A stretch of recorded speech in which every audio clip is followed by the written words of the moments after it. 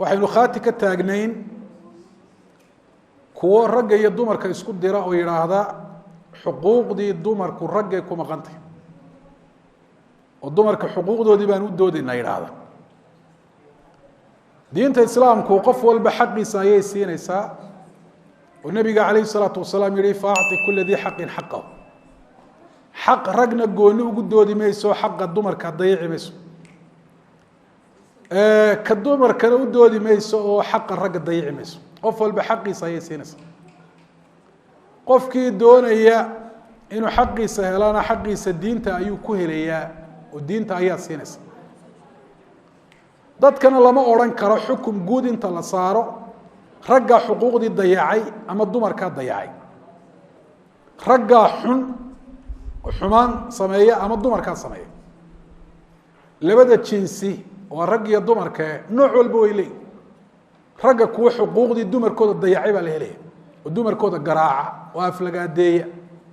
oo nafaqadii iyo biilkii xaq ay ugu lahaayeen aan ka soo bixin oo gaajiya baahi ku eega oo kalifayna suuqyada fadhiistaan kuwaas waa in la dhawr ilaahay ka baqa oo xaqa iska guda ilaahay wuxuu wacaashiruuna bil ma'ruf dumarka walaak kula dhaqmo walahunna mithlu alladhi alayhinna bil ma'ruf xaqa iyaga lagu leeyahay mid la mid ah iyaguna leeyihiin oo labadan jinsi waa ragga iyo dumarka labkiya dhadiga mid walba ilaahay xaqiisu si mid walba ilaahay wuxuu xukumay wixii ku haboona diintiisa iyo adduunyadiisa iyo noloshiisa dumarkana waa laga helayaa kuwa xuquuqdii dayaca si khaldan u dhaqma marka in rag si guud loo caayo ama dumar si guud loo caayo oo dadkina ay qaybsamaan oo qaarna ay difaac xaggan ka galaan oo raguna ay u doodaan kooda xun iyo kooda wanaagsanba qaarna ay xagga difaac ka soo galaan oo dumaruna ay u doodaan waxa si diinna maaha aqlina maaha waxaana bulshada in lagu wareeriyo maaha qofka dadka wax sax u sheegaya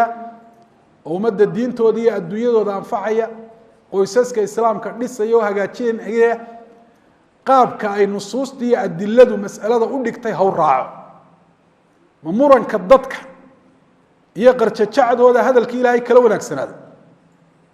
oo aayaadkii quraanka ha ka fiicnaaday si arinta uga hadleen ma xadiithii nabiga kaleey salaatu wasalaam ay ka fiicnaadeen xuquuqda kala saafaysa qof walba xaqiisa ka hadlaysa sheegaysa marka qaabka noocaas waa qaab jaahiliya wey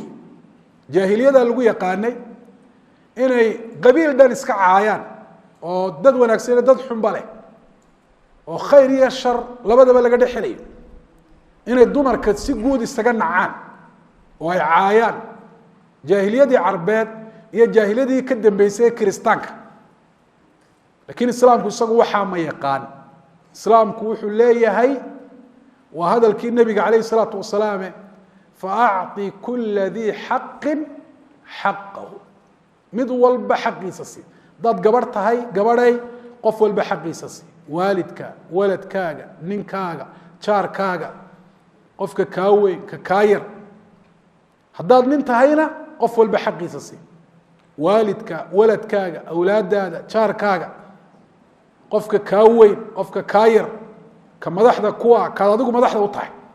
taas ayaa dadka diintooda iyo adduunyada labadaba ku hagaagaysa qaabkan dhalinyarta qaarkood maanta ay u hadlayaan markay masaa'ishan ka hadlayaan waxay u markhaati kacaysaa oo shahaadatu zuur markhaati beenaale ay u tahay wixii cadowga islaamka min alkufaari waalcalmaaniyiina waalmunaafiqiin diinta islaamka ay ku durayeen iyagoon run sheegeyn muslimiintana ay ku caayeen ay lahaayeen xuquuqda dumarka ayaa duudsidaan marka qofka muslimka ah dadka la hadlaya tiifa ka hadla meel kale ka hadlee dadka wax anfacaya waa inuu kula hadlo muran iyo dood